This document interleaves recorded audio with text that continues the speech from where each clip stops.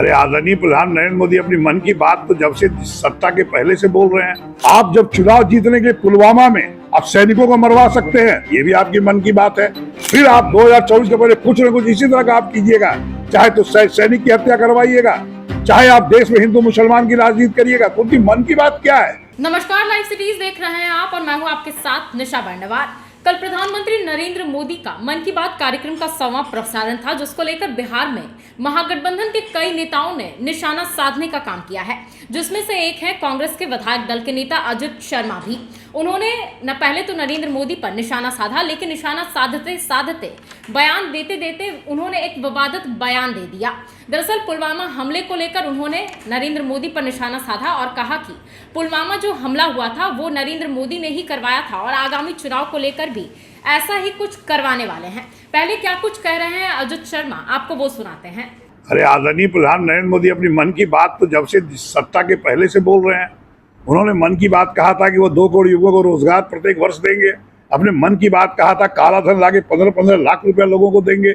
उन्होंने अपनी मन की बात 2014 के पहले कहा था महंगाई जो आकाश छू रहा है, जो आदरणीय प्रधानमंत्री मनमोहन सिंह महंगाई का मौत शब्द नहीं जानते हैं, हम महंगाई खत्म करेंगे।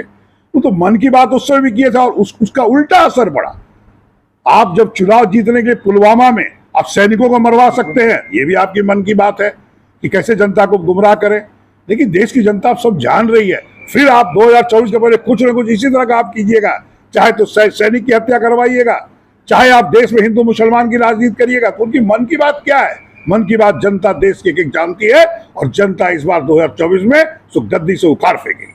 जैसा कि आपने अजित शर्मा को सुना, इन्होंने साफ साफ कहा कि जिस तरह से मन की बात नरेंद्र मोदी कर रहे हैं वो तो सत्ता के पहले से ही मन की बात करते रहे हैं।